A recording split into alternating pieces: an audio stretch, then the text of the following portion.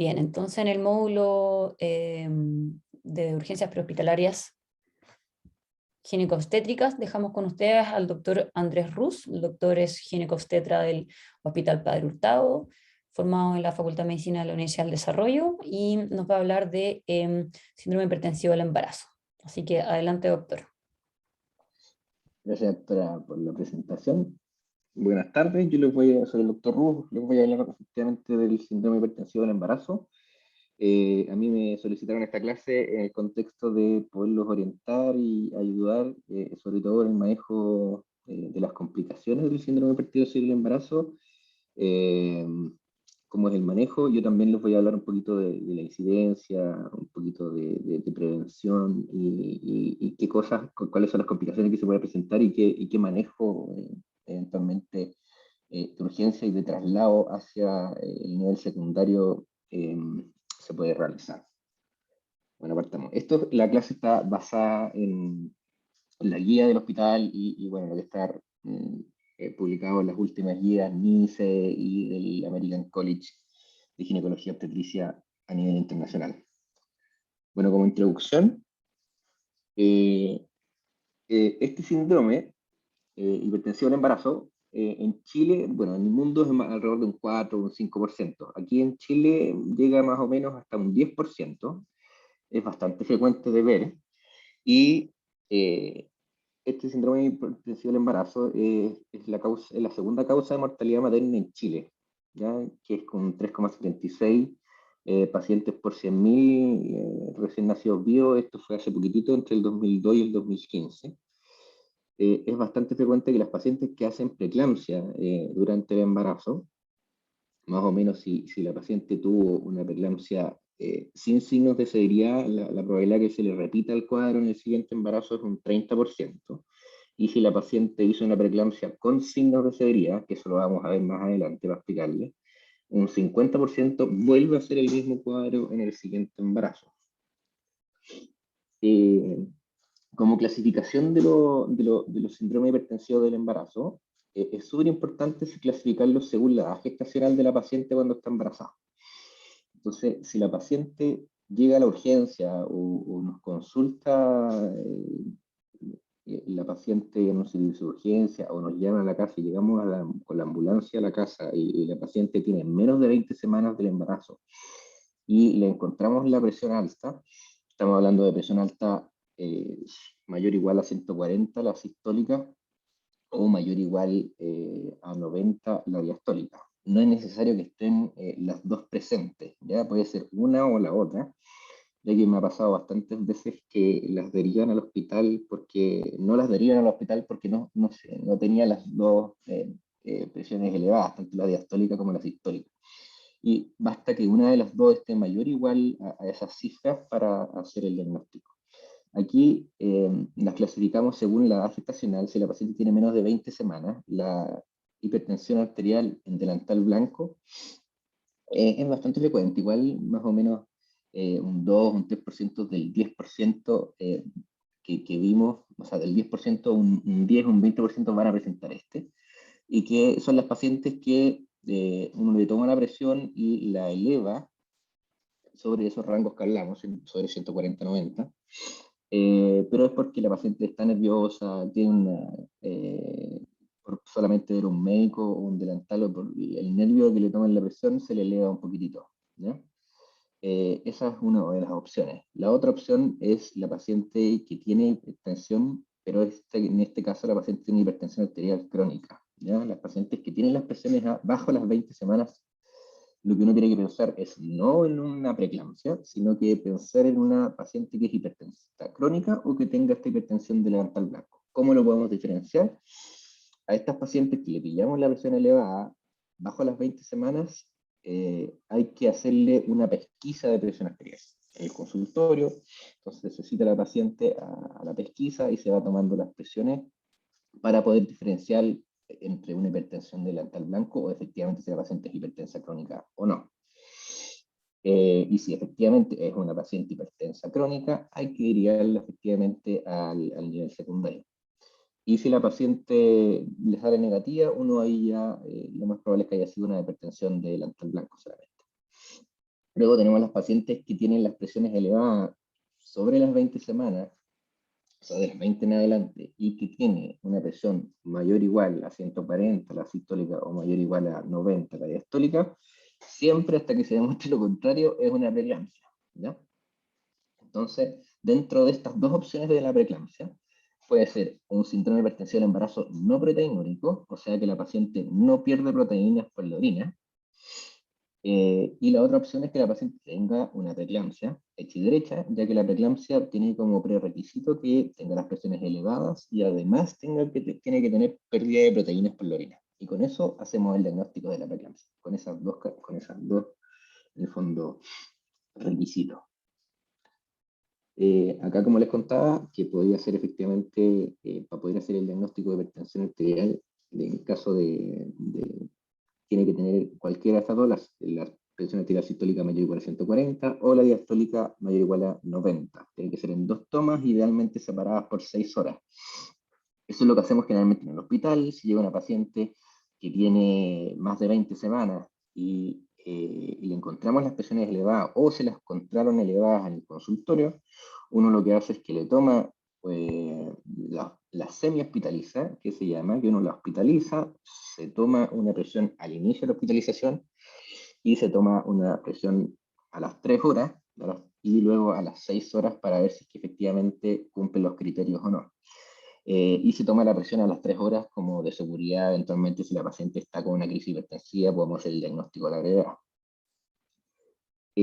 Aquí está la otra categoría, que si nosotros encontramos una presión mayor o igual a 160 la sistólica en una paciente de más de 20 semanas, o una presión arterial diastólica mayor a 110, esta paciente no requiere una semihospitalización. Con esto ya hicimos el diagnóstico de preeclampsia, pero es un diagnóstico de preeclampsia severa, porque la paciente cuando tiene estas presiones en rango de crisis, al tiro sube a la categoría de preeclampsia severa, independientemente si todavía no le encontramos la proteinuria, ella ya es una hipertensa, a no ser que eventualmente la paciente no se haya controlado el embarazo y lo encontramos más allá de las 20 semanas y encontramos las presiones en rango de crisis, puede que la paciente y no tiene proteinuria, puede que también la paciente sea hipertensa crónica, que esté descompensada y nunca se hizo el diagnóstico en el fondo de la hipertensión arterial, pero eso hay que diferenciarlo hospitalizado, bueno, ese es otro tema, hay que ver si tiene proteinuria o no y ver cómo se manejan las presiones, pero hasta que se demuestre lo contrario sería una preeclampsia severa. Y el otro requisito para hacer el diagnóstico de preeclampsia es que tengamos la proteinuria 24 horas, que es el examen gold standard, para poder hacer el diagnóstico, mayor o igual a 300 miligramos por decilitro en 24 horas. La otra opción, que es un poquito más rápido porque esta requiere una recolección de 24 horas, que es bastante engorrosa, entonces uno lo que hace también es un índice de proteinuria y creatinuria en una muestra de orina aislada. Y si esta es mayor o igual a 0,3, uno puede hacer el diagnóstico de preeclampsia. Esto tiene una sensibilidad más o menos de un 80%. Y es la que más se realiza. Uno generalmente, como para poder hacer el diagnóstico un poquito más precoz, pero si uno está con dudas, siempre solicita el gold standard, sobre todo en pacientes hospitalizados. La otra opción es que también se le quería mostrar que es bastante útil, sobre todo en servicio de urgencia, la albuminuria cualitativa. ¿Ya? Esta, si es que tiene la presencia de 2 más cruces en la albuminuria cualitativa, tenemos una correlación, según el doctor Joaquín Errázuriz, que hizo un estudio en nuestro hospital en Padre Hurtado, tenía una correlación del 100% si es que la paciente tenía 2 más o 2 o igual o más cruces en el examen, tenía una correlación de un 100% con una pérdida de 300 miligramos por decilitro en 24 horas con la proteinuria de 24 horas. ¿Ya? Entonces es bastante útil y un diagnóstico rápido de preeclampsia. ¿Ya? Aquí quería hablarles un poquito del diagnóstico con la albuminuria cualitativa. Es que uno lo que hace es que nosotros en el hospital lo hacemos en un tubito de ensayo, puede también ser en un frasquito de orina o en cualquier receptáculo donde uno pueda guardar un poquito de orina a la paciente, y uno le echa 3 gotas de ácido sulfosalicílico del 30%. Y es un examen macroscópico, uno hace a ojo desnudo y va a ver el tubito cómo se va cambiando y empiezan a precipitar las proteínas. Entonces, aquí es la tabla como uno puede ir clasificándola, pero quiero que lo vean mejor para que se entienda.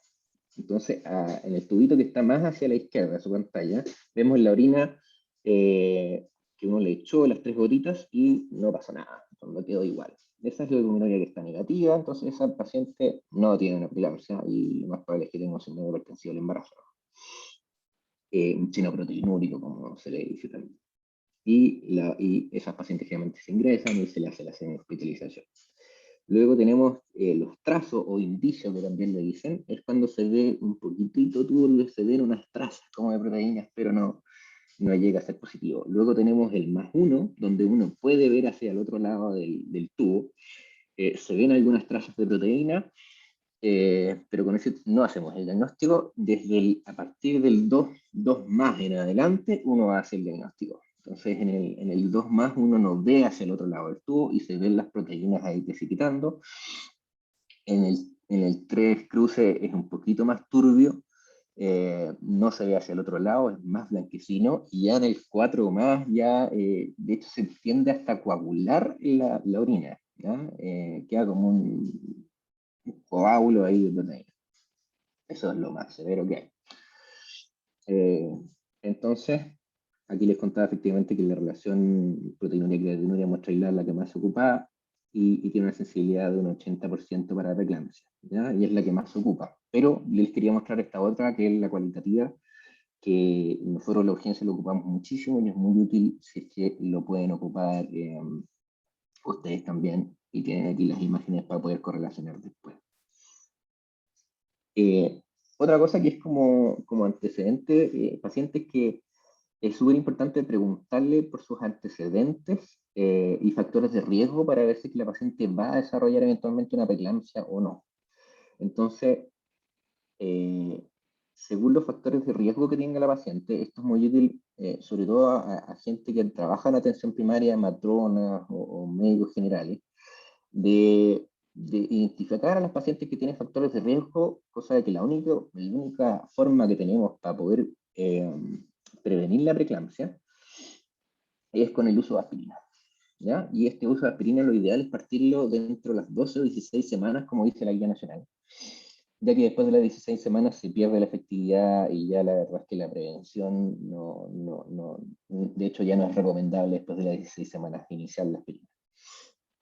Entonces, si encontramos una paciente que tiene factores de riesgo mayores, o sea, que tenga antecedentes de preeclampsia en el embarazo anterior, que tenga una enfermedad renal crónica, que tenga enfermedades autoinmunes como tipo lupus o síndrome antifosfolípido, o si la paciente es diabética tipo 1 o tipo 2, o si la paciente es hipertensa crónica, todas esas pacientes deberían iniciar aspirina desde las 12 semanas, y todas esas pacientes de hecho deberían ser derivadas desde el consultorio a nivel secundario para que se controlen el poli de alto riesgo obstétrico, que es el paro, que debería estar en todos los hospitales. Luego tenemos los factores de riesgo menores, que pueden ser, si es que la paciente tiene 2 o más, debería también iniciar aspirina, ¿ya? Por ejemplo, pacientes primigestas, que tengan mayor o igual de más de 40 años, que tengan un periodo intergestacional, o sea, que entre un embarazo y otro sea mayor o igual a 10 años, que tengan un IMC mayor o igual a 35, o que tengan antecedentes familiares de preeclampsia, o si la paciente tiene un embarazo gemelar. Bueno, la raíz del problema, efectivamente, en esta patología, se radica sobre todo a nivel de la placenta, ¿no? Y esta alteración en la placentación nos va a producir todos los efectos sistémicos de la enfermedad, que vamos a ir viendo más adelante. Entonces, como la fisiopatología, para explicarles un poquitito, la oleada del trofoblasto hasta las 14 semanas, esto hay que recordar que el trofoblasto tiene una mezcla de material genético tanto paterno como materno. Entonces el cuerpo tiene que tener la posibilidad de reconocer esto y no generar un rechazo en el fondo hasta a este trofoblasto. Cosa de que el trofoblasto, como vamos a ver un poquitito más adelante en esta imagen, nos va a ayudar a que las arterias aspiraladas del útero van a formar las arterias que van a ir a nutrir en el fondo la placenta y se tienen que unir con el trofoblasto. Y lo que hace el trofoblasto es que va a ir hacia las arterias aspiraladas y les va a ir a sacar, va a ir a penetrar a través de estos vasos y les va a sacar la capa de músculo, en el fondo, de estos vasos, cosa de hacer vasos de baja resistencia. No hacer vasos de alta resistencia, porque así va a disminuir el flujo si se genera esto. Entonces, en estas pacientes se genera una alteración, una especie como de rechazo de este tejido trofoblástico. Entonces, no puede penetrar bien en las arterias espiraladas, por lo tanto, se generan vasos con alta resistencia al flujo.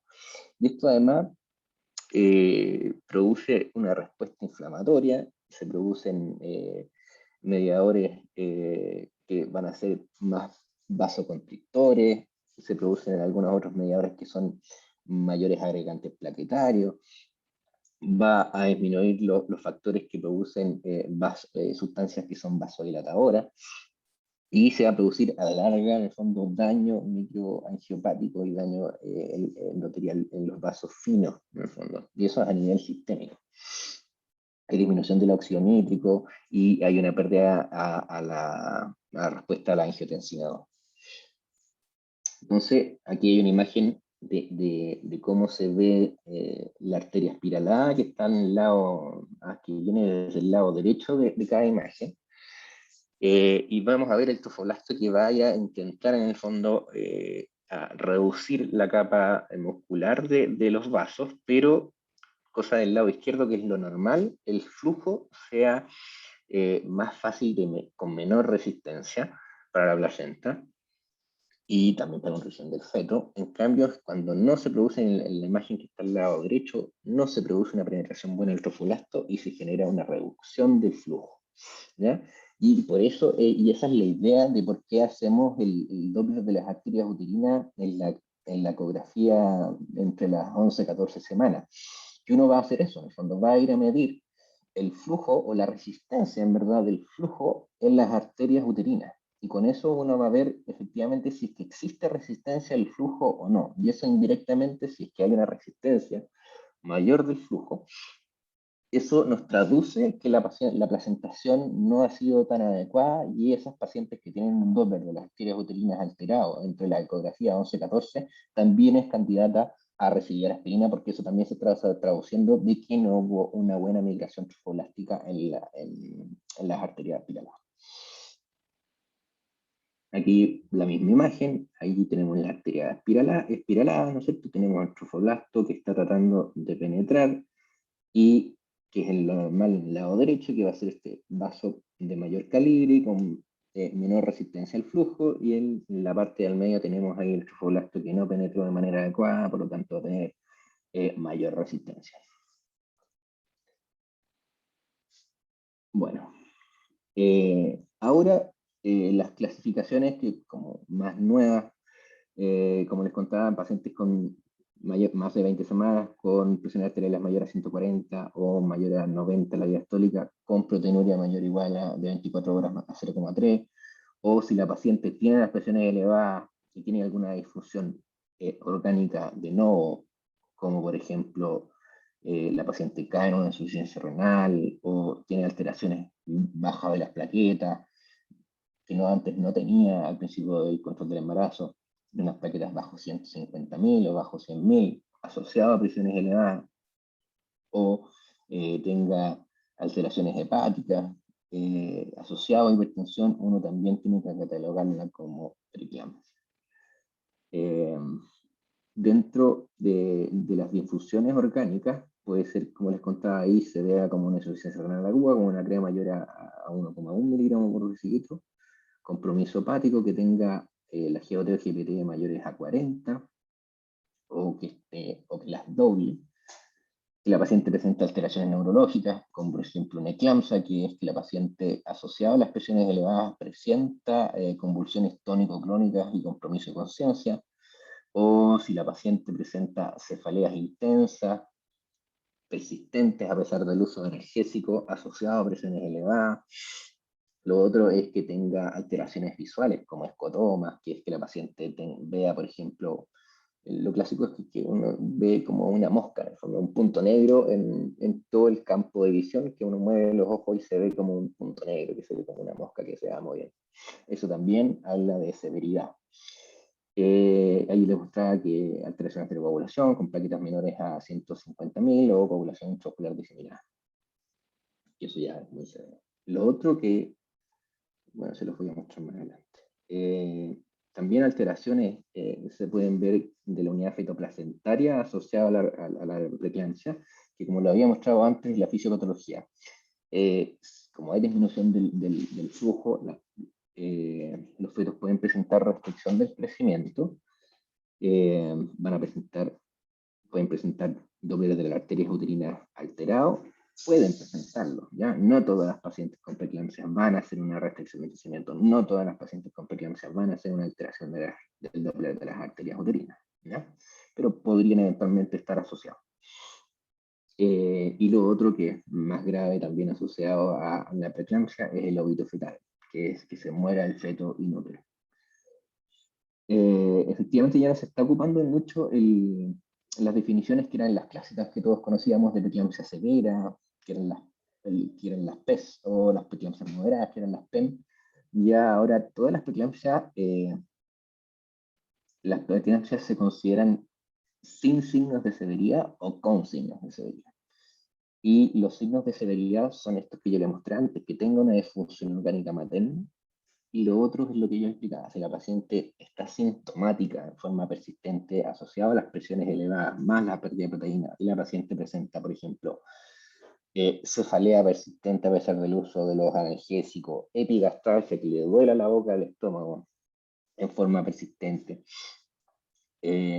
o está constantemente con pitito en los oídos, o visión de destellos de luces, o estas alteraciones del campo que le decía, estos escotomas que aparecen, todos esos son síntomas de severidad y esas pacientes también tienen que ser derivadas a un nivel secundario. Las pacientes con preeclampsia con signos de severidad, nosotros las podíamos catalogar como lo habíamos mostrado antes, y que presentaban una crisis hipertensiva, o sea, mayor o igual a 160 la sistólica, o mayor o igual a 90, mayor o igual a 110, perdón, la diastólica. Si la paciente presenta insuficiencia renal aguda, compromiso hepático, alteraciones de la coagulación, las alteraciones neurológicas, la eclampsia, el PRES, un accidente cerebrovascular encefálico, o si presenta un síndrome de HELLP, o si la paciente presenta un edema pulmonar agudo pulmón. ¿Ya? Todas esas condiciones también la hacen una preeclampsia severa. Aquí no está tampoco, pero si la paciente presenta un desprendimiento de placenta, también se considera severa. ¿Ya? Bueno, un 27,6% de los pacientes que desarrollan una preeclampsia tienen algún factor de riesgo, por eso es importante reconocer los factores de riesgo que yo le contaba antes, para poder estar un paso adelante y estar preocupados de poder detectarlas en forma precoz a estas pacientes para que las podamos derivar en forma adecuada y les podamos iniciar aspirina en forma precoz. ¿Ya? Ahí están los factores de riesgo que se lo había mostrado, que es la preeclampsia, antecedentes de preeclampsia, síndrome de fosfolípidos, obesidad, diabetes mellitus, tanto tipo 1 como tipo 2, hipertensión arterial, enfermedad renal, autoinmune, embarazo múltiple, nulliparidad, antecedentes de preeclampsia y la edad que ya las había mostrado antes, que era mayor o igual a 40. Más o menos la tasa de detección de las pacientes que van a desarrollar preeclampsia en forma precoz, solo con los factores de riesgo es como un 50%. Y sube a un 80% si agregamos el Doppler de las arterias uterinas de la ecografía de la 11-14. Generalmente se asocia a la toma de una presión arterial media. Con esto vamos a poder detectar en forma precoz las pacientes para poder iniciar la aspirina. ¿Ya? Lo ideal es que todas las pacientes igual tuvieran esta ecografía de las 11-14 para poder detectarla, ¿ya? En forma oportuna. ¿Ya? Porque muchas veces las derivan cuando son más allá de las 16 semanas y no le han partido la aspirina, entonces ya perdimos la ventana de oportunidad. Aquí, como les contaba, la aspirina se deja 100 miligramos en la noche de manera profiláctica a todas las pacientes que presentan un alto factor de riesgo de preeclampsia. ya en el screening de las 11-14, y hay que mantenerla hasta las 36 semanas del embarazo. Es importante la adherencia, que las pacientes lo tomen todas las noches para que tenga una eficacia real. También se ha demostrado que los pacientes que tengan una baja ingesta de calcio, o sea, que tengan una ingesta de menos de 3 lácteos al día, también se recomienda la suplementación de al menos 1,5 gramos de calcio al día. Esto también ha mostrado que disminuye la incidencia de preeclampsia en estos pacientes. También hay dudas porque hay unos trabajos que están presentando que se hicieron con dosis de 150 miligramos, entonces pueden ver que hay algunas pacientes que las tienen con 100 o 150. Todavía no existe el consenso, pero al menos hay que dejar 100. ¿Ya? Y si lo ocupamos de manera adecuada, se puede reducir entre un 50 hasta un 60% en la incidencia de la patología. ¿Ya? Todas las pacientes que uno le hace el diagnóstico de preeclampsia deben ser hospitalizadas y deben manejarse hasta el término del embarazo hospitalizadas. Pero estamos hablando de las pacientes con preeclampsia, o sea, que tengan presiones elevadas más pérdida de proteínas por la orina. Se van a categorizar las pacientes dependiendo de la severidad que tengan durante la hospitalización, y las pacientes que tengan una gestacional mayor o igual a 37 semanas, independientemente de su severidad, se va a interrumpir el embarazo. ¿Ya? Y las pacientes con signos de severidad, la indicación es interrumpir el embarazo sin signos de severidad a las 37 semanas, si no existe deterioro materno o fetal previo. Si la paciente presenta deterioro materno fetal, se interrumpe el embarazo independientemente de la gestacional que tenga. ¿Ya? Y las pacientes con preeclampsia severa, nosotros en el hospital las interrumpimos a las 34 semanas, ¿ya? Estando hospitalizadas. Sobre todo, si uno eventualmente las pilla más adelante porque llegan más sintomáticos, uno interrumpe a las gestacionales que las encuentra, pero si uno las encuentra en forma precoz a las pacientes, uno las interrumpe a las 34 semanas, con dosis de corticoides previos para modulación pulmonar previamente. Aquí está, como les contaba, que se interrumpe a las 34 semanas. Y todas las pacientes con signos de severidad y que estén sintomáticas, en el fondo, deben recibir sulfato magnesio en dosis de carga y luego mantenerse mientras se encuentra en la fase activa durante el trabajo parto. Y las pacientes en el hospital, que cambiamos la guía hace poco, también la tienen que iniciar, las preeclampsias sin signos de severidad lo inician en fase activa, y las pacientes sin signos de severidad, o sea, con signos de severidad, perdón, lo deben iniciar desde el inicio de la inducción. Entonces, vamos a empezar a hablar de las complicaciones, que es como lo que más nos ataña, que lo que podemos pillar son entonces en la crisis hipertensiva, con presión arterial sistólica mayor o igual a 160 o diastólica mayor o igual a 110, cualquiera de las dos. Es súper importante el tratamiento adecuado a estas crisis hipertensivas para disminuir la morbimortalidad materna o fetal. Y el objetivo terapéutico de la presión arterial sistólica es entre 140 y menor a 140, 110, más o menos, no más allá, que aquí está mal escrito ahí, pero lo ideal es que no sea más abajo de 130, ¿ya? Y las sistólicas idealmente que estén bajo 150, porque tampoco corregir mucho la presión, igual estos son sistemas que funcionan a unos niveles de presiones un poquito más elevados. Entonces, si uno baja mucho la presión a niveles de 120 o más abajo de 80, la diastólica, tenemos más riesgo de hipoperfusión placentaria y eventualmente restricción de crecimiento. Entonces, se recomienda que esté un poquito en el fondo entre más o menos 130, 140 la sistólica, y la diastólica entre 80 y 90 idealmente. ¿Ya? Entonces, cuando tenemos una paciente con una crisis hipertensiva, lo importante es ponerle 2 vías venosas periféricas a la paciente, idealmente tomarle exámenes de severidad, si es que estamos en un hospital. La paciente, si está sintomática, en el fondo, está con las presiones en rango de crisis, nosotros deberíamos iniciarle sulfato de magnesio a la paciente, ¿ya? Y se le da una dosis de carga de 5 gramos, y luego se le da a la paciente una dosis de infusión continua a 2 gramos por hora. Y la sonda Foley cosa de poder monitorizar la diuresis de la paciente, ya que es importante que la diuresis no se vea afectada, porque si se ve afectada la diuresis de la paciente y cae en insuficiencia renal, por ejemplo, se puede acumular el sulfato de magnesio y puede ser deleterio para la paciente, eventualmente puede caer en falla respiratoria y se puede morir la paciente. Entonces uno tiene que tener un control bastante estricto de la diuresis de la paciente, y también ahí les voy a explicar más o menos, porque también es súper útil la clínica para ver más o menos cómo estamos en los rangos de plasmáticos del magnesio. Y es súper importante monitorizar la unidad fetoplacentaria, o sea, ver cómo están los latidos del feto para ver si no hay desaceleraciones espontáneas o eventualmente si es que hay taquicardia o si la paciente, a ver si eventualmente hay algún daño o no de la paciente, o sea, del feto. Entonces, las pacientes que están con crisis hipertensiva le vamos a dar sulfato, como hablamos, y aparte vamos a tratar de yugular la crisis. Entonces, los medicamentos que se usan para yugular la crisis, en general los que más ocupamos es el labetalol. El labetalol lo ocupamos en dosis de 20 miligramos endovenoso, esto se pasa en 2 minutos, y vamos revaluando las presiones en 20 minutos. Si la presión persiste estando en rango de crisis, vamos a administrar una dosis de 40 miligramos endovenoso. También se pasa en 2 minutos, y así sucesivamente se revalúan 20 minutos más. Si la presión persiste elevada, se da una dosis de 80 miligramos endovenoso, pasa en 2 minutos, se revalúan 20 minutos, y si la presión persiste elevada, repetir la última dosis de 80 hasta un máximo de 3 veces. ¿Ya? La dosis máxima que podemos ocupar son 300 miligramos. ¿Ya?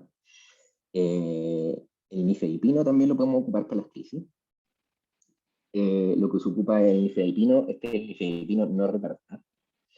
Es una dosis de 10 miligramos por vía oral. Se revalúa a la paciente en 20 minutos. Si persiste elevada, se administran 20 miligramos. Y se repite, de nuevo se evalúa en 20 minutos, y si persiste elevada, se repite la última dosis con un máximo de 3 veces, y la dosis máxima que vamos a ocupar son 80 miligramos. Las complicaciones, la otra complicación que podemos presentar es la eclampsia, ¿ya? Esta es la que más asusta y la que más produce angustia, sobre todo de todo el sistema de salud de los familiares, ¿ya? Esto es cuando las pacientes, o sea, cualquier paciente que convulsione durante el embarazo es una preeclampsia hasta que se demuestre lo contrario. ¿Ok? Eso es lo importante. Lo importante también es que un 50% de las pacientes va a presentar estas antes del parto, que es bastante infrecuente esto, por si acaso dentro de la eclampsia es súper poco frecuente verlo, ¿ya? Más o menos dentro del 10% que le dije, más o menos un 0,1, un 0, va de un 0,01 a un 0,1 va a ser una eclampsia. Pero igual se ve, y si es que lo ven más o menos el 50% de los pacientes que hacen la eclampsia, un 50% es antes del parto. Un 2% tiene mortalidad materna. Pueden presentar accidentes cerebrovasculares, hemorrágicos y coagulación extravascular diseminada. Un 16% de mortalidad fetal. Y un 50% de los casos presentan síntomas premonitorios antes de hacer la eclampsia, ¿ya? Sobre todo los que yo les contaba que son importantes, que es la epigastralgia persistente, el dolor en el hipocondrio derecho, ver que al examen físico que tengan eso que sale ahí ROT, que son los reflejos osteotendinos que estén muy exaltados, pero eso que estén exaltados no es que en el fondo pegue una patada muy grande, ¿no? Sino que el área donde tú vas a tomar los reflejos sea mayor a que el reflejo rotuliano, donde yo puedo sacar el reflejo en la tuberosidad anterior de la tibia. Hasta ese nivel yo puedo sacarlo con la mano, muy fácil. Cuando es que se nos amplía el área donde yo saco los reflejos. Eso es lo patológico, ¿ya? No tener los reflejos vivos, ¿ya? Porque todos podemos tener reflejos así, y eso no es patológico, ¿ya? Pero sí el aumento del área.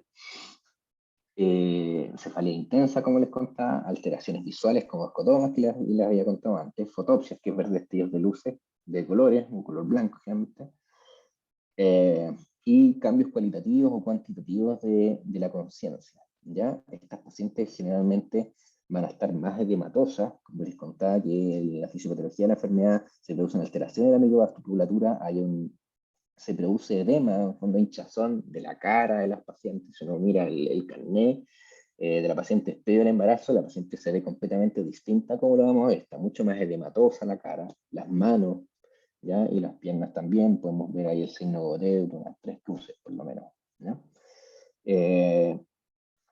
Y a veces los pacientes pueden presentar estados cualitativos que están como medio somnolientos, también eso es súper, súper peligroso, ¿ya? Esas pacientes hay que cargarlas al tiro en el fondo con sulfato, ¿ya? Sobre todo si tienen crisis hipertensiva, presiones elevadas, que tienen cualquiera de estas cosas, como neuroprotector el sulfato nos va a prevenir en el fondo no caer en la eclampsia, ¿ya? Si para eso ocupamos el sulfato, sobre todo en trabajo parto o en pacientes con preeclampsia severa, o crisis hipertensivas, para que no caigamos en esto, no caigamos en la eclampsia.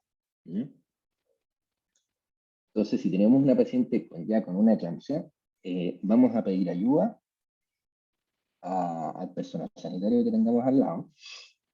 Lo importante es asegurar la vía aérea y no desesperarse. De repente, es frecuentemente ver que la gente se asusta, corren como gallinas ciegas para todos lados y nadie hace nada. Entonces, lo importante es estar tranquilo. La paciente hay que tratar de ayudarla en el fondo, ponerla de lado, lateralizar a la paciente, ver que no se lesione, ver que si que eventualmente cuidarla de que no se lesione y dejarle un espacio para que pueda respirar y esté tranquilo, no se agolpe toda la gente encima. Ver que la paciente esté respirando en forma espontánea es lo importante para asegurar la vía aérea. Si eventualmente uno puede aspirar con una llancadura, eventualmente si la paciente tiene muchas secreciones, cosa que ella puede respirar de manera más tranquila. Uno eventualmente le puede poner una cánula mayo, eventualmente para poder llevarlo un poquitito. Hay que colocarle oxígeno para que se dure mayor o igual a 94%.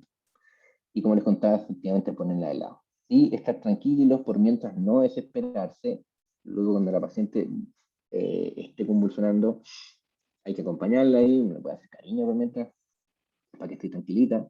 Y por mientras uno le puede ver los brazos para por mientras ver las vías venosas, cosa de empezar a tomar los exámenes y empezar con las 2 vías venosas, empezar a colocarle el sulfato de magnesio, que es lo más importante en este minuto para poder pasarle, ¿ya? Entonces, como les contaba, los accesos venosos, hay que controlar también la presión, si es que la paciente está con crisis hipertensiva, por eso también necesitamos el acceso venoso. Y como les contaba, hay que cargar el sulfato con 5 gramos de carga y lo dejamos de mantención en 2 gramos por hora, ¿ya? Uno en general lo deja hasta por 24 horas el sulfato magnesio, ¿ya? Si la paciente persiste con la crisis convulsiva, a pesar de la administración de los 2 bolos de carga sulfato, se eventualmente iniciar el diazepam 10 miligramos endovenoso en 1 minuto, o finitodina eventualmente se puede ocupar 15 miligramos por kilo endovenoso a pasar en 1 hora, ¿ya? Y luego pasarlo a 250 o 500, a 500 miligramos cada 12 horas. Y generalmente con el sulfato las pacientes yugulan súper bien, deberían andar bien solamente con el sulfato. De hecho, las revisiones que existen, las pacientes tuvieron menos mortalidad y menos morbilidad con el uso solamente del sulfato, ¿ya?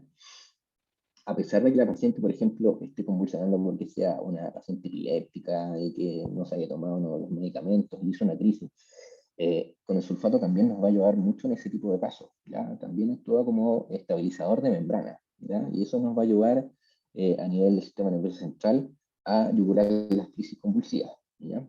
Si eventualmente es refractaria y no responde, o la paciente, tenemos el diagnóstico que la paciente tenía eventualmente epilepsia y no sé, generalmente ahí ocupamos eventualmente la fenitoína o sea, el diazepam. En el caso de la eclampsia, uno tiene que no correr, hay que operarla y sacar la huevo al tiro, ¿ya? La idea es estabilizar la paciente, yugular la crisis, que pase la crisis hipertensiva, yugular la crisis convulsiva, que la paciente esté estable, y luego uno de eso ve la vía más expedita para poder estabilizar a la paciente y la vía más expedita para interrumpir el embarazo. Uno generalmente ahí, en ese caso, le pide exámenes, si los exámenes están buenos, no tiene HELP, no tiene unas plaquitas bajo 150, no tiene alteraciones de las enzimas hepáticas, la paciente no está haciendo una insuficiencia renal, la unidad fitoplacentaria está bien, el monitoreo fetal está normal. Uno en general puede eventualmente hacer que la paciente tenga un parto vaginal a través de inducción. Si es que todo anda bien y los controles de exámenes están bien, podría eventualmente tener un parto vaginal. Eventualmente, si la paciente no tiene algo alterado al laboratorio o la unidad fitoplacentaria se altera, uno generalmente pasa a ir a cesárea directo. ¿Okay? Y eventualmente las pacientes con una eclampsia, lo que se sugiere eventualmente siempre, por lo menos lo que hacemos en el hospital, es controlarla con un TAC de cerebro, porque las pacientes, uno no sabe eventualmente si que no estuvo presente en la crisis, que la paciente puede eventualmente tener un TEC, se golpeó la cabeza durante la crisis y puede tener un TEC secundario o alguna lesión cervical eventualmente. Y lo otro es que las pacientes pueden hacer accidentes cerebrovasculares. O la otra es que hagan una encefalopatía reversible, que es el PRES, donde se ve cómo se producía esta alteración en la microvasculatura. Eso también pasa a nivel del sistema nervioso central. Entonces se empieza a edematizar, entonces se empieza a hinchar el tejido de la sustancia blanca, sobre todo de la corteza visual en el lobo occipital. Por eso se producen estas alteraciones en el examen físico del campo visual. Y también podemos ver en el TAC de cerebro edema a nivel occipital. Aquí tenemos otra de las complicaciones, en la que nosotros también le tenemos harto miedo, es el síndrome de HELP. ¿Ya? Aquí en la imagen que vemos la cavidad abdominal abierta y vemos ahí el hígado, que se ve un poquito más café, y lo más blanquito se ve la vesícula, y sobre el hígado se ve la cápsula hepática distendida con un tremendo hematoma ahí subcapsular.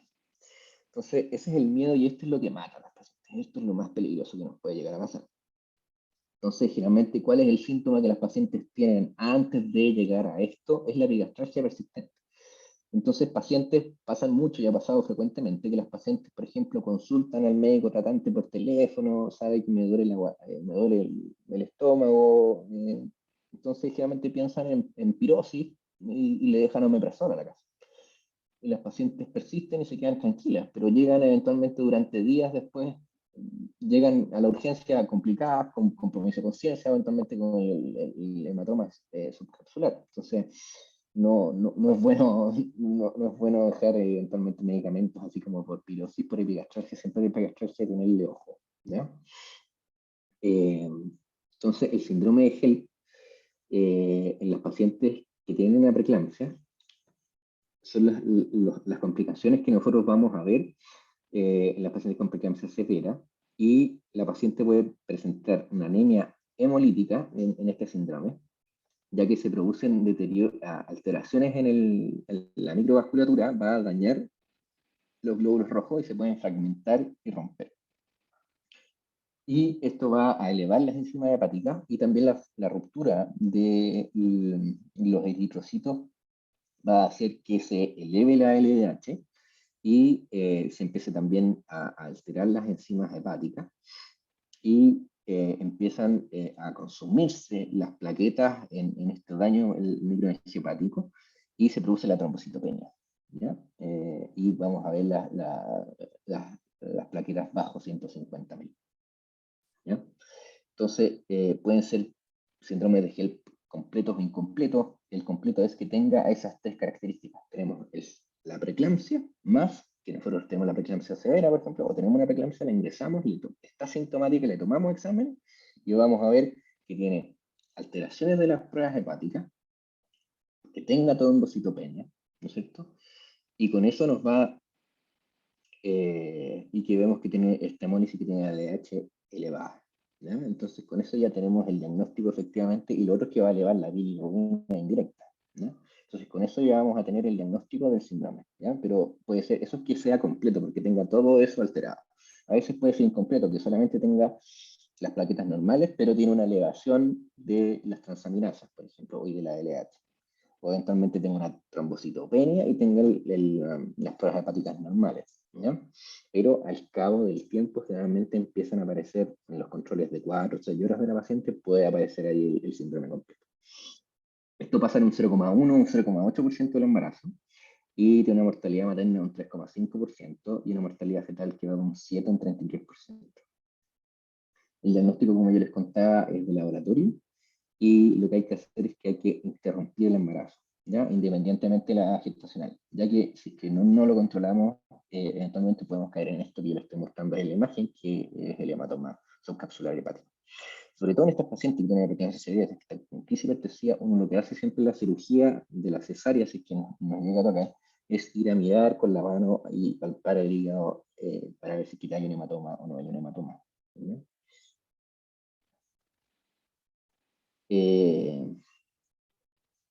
Aquí, como les mostraba, en el laboratorio del síndrome de Hell, vamos a tener la hemólisis, en el frotis podemos tener estrictocitos, que son estos como glóbulos rojos fragmentados, hiperbilirruinina, brominina indirecto, la LH va a estar mayor o igual a 600 unidades internacionales por litro, la GOT y GPT van a estar generalmente 2 veces su valor, generalmente sobre mayores a 40, sobre de 70, 80 hacia arriba las dos.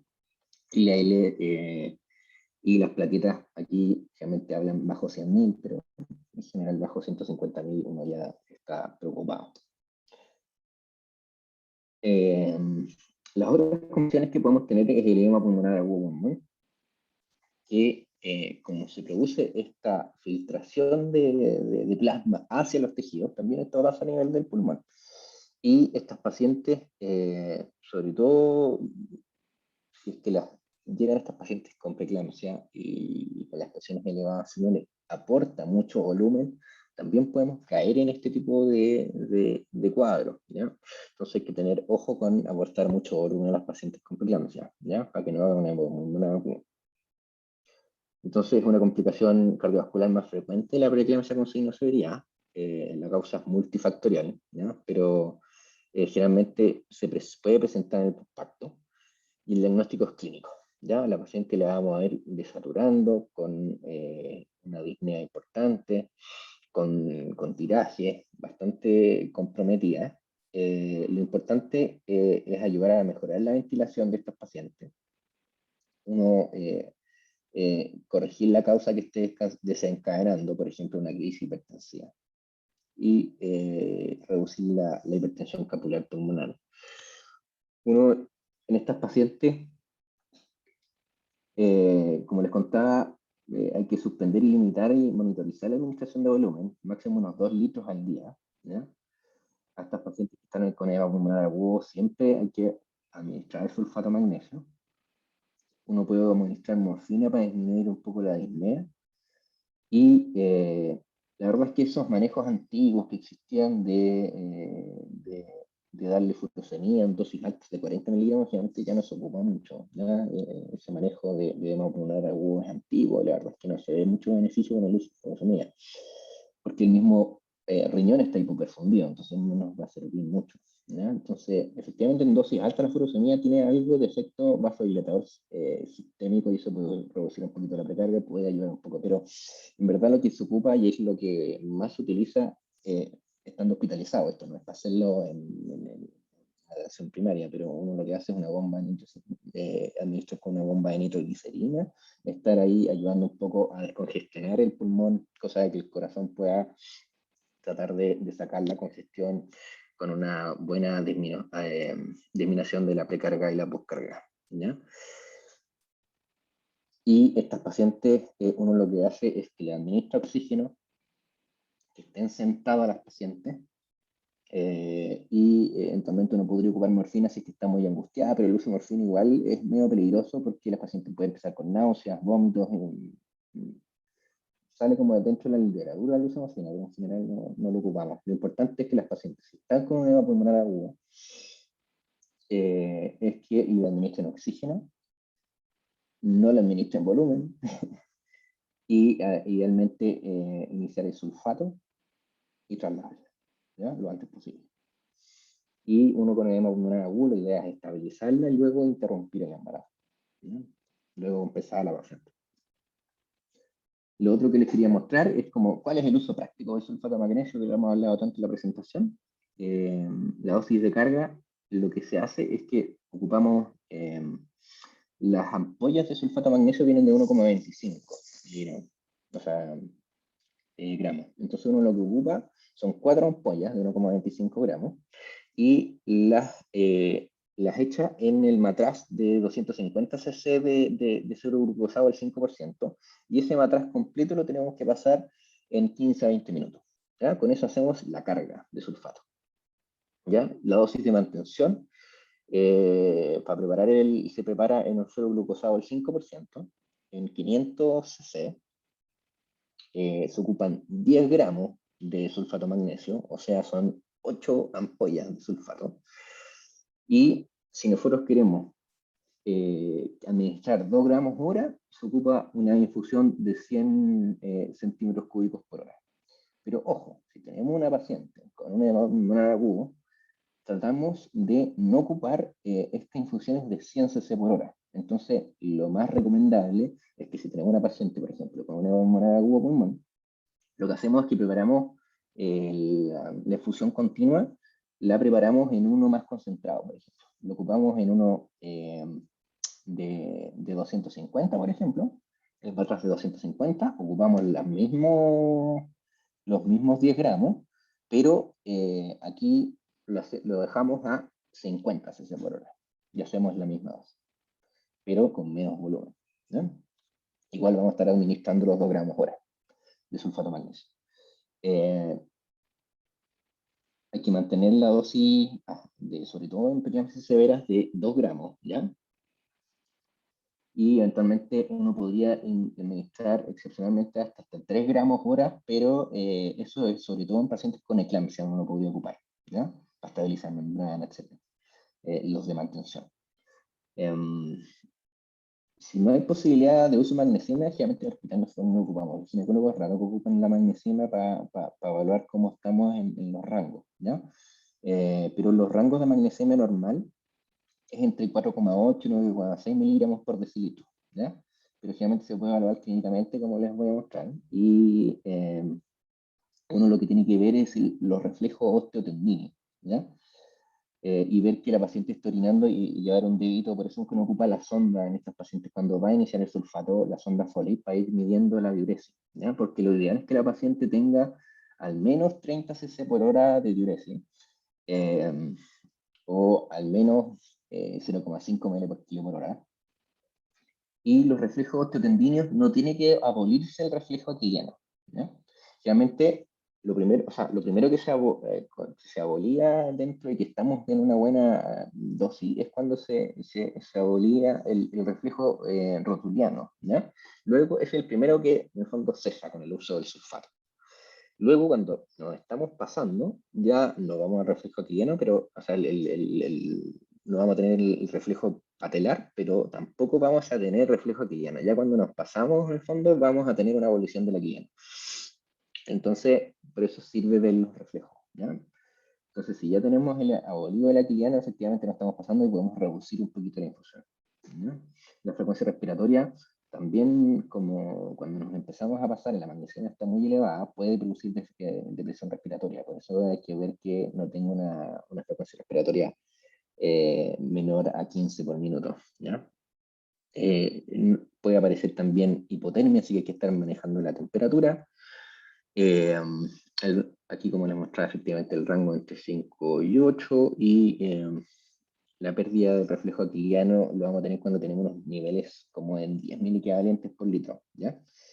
Y lo otro que aparece bastante frecuentemente es la diplopia. La paciente empieza a ver doble también cuando empieza a acumularse un poquito el sulfato, ¿ya? Y eso como síntoma clínico de que de repente nos estamos pasando un poquito con la dosis.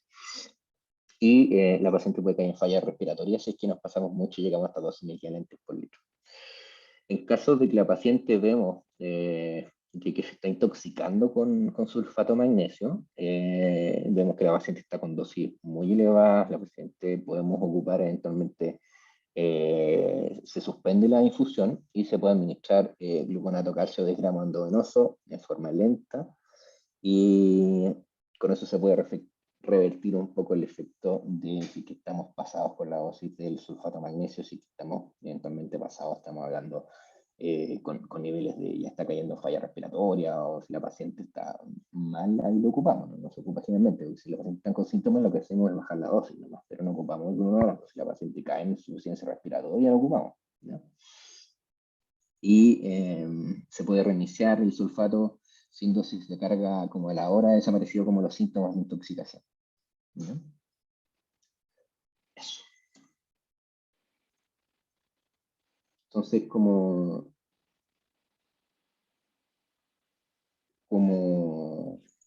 Bien, muchas como gracias, consenso, la idea es que en el Andrés. fondo ellos, o sea, como que lo detecten de forma precoz, como para poder eventualmente actuar de forma profiláctica en los pacientes con factores de riesgo, cosa de poder darle la aspirina a la ventana adecuada. Y dentro de las complicaciones que vimos de la crisis hipertensiva, que lo pueden ocupar eventualmente en la betalol, y la otra, el nifedipino que vimos, y lo que más interesa también es que manejen el sulfato de magnesio, para estabilizar y sobre todo en pacientes con preeclampsia severa, sintomáticas y en pacientes con eclampsia. Eso. Muchas gracias, Andrés. Te pasaste por la revisión detallada del síndrome hipertensivo del embarazo. De todas maneras, que vamos con algunas cositas en limpio para optimizar el manejo de este tipo de urgencias en nuestros móviles. Así que muchas gracias. Te lo agradezco por la dedicación y la colaboración. Y bueno, eso. Vamos a subir tu clase para que también esté disponible para el resto del público. Así que muchas gracias. Ya, pues, muchas gracias y cualquier duda que tienen ahí me las pueden mandar después contigo, no hay problema en resolverlo. De todas maneras, yo te las voy a hacer llegar. Muchas gracias, te pasaste. Ya, pues, Cuídate mucho. gracias. Chao, chao.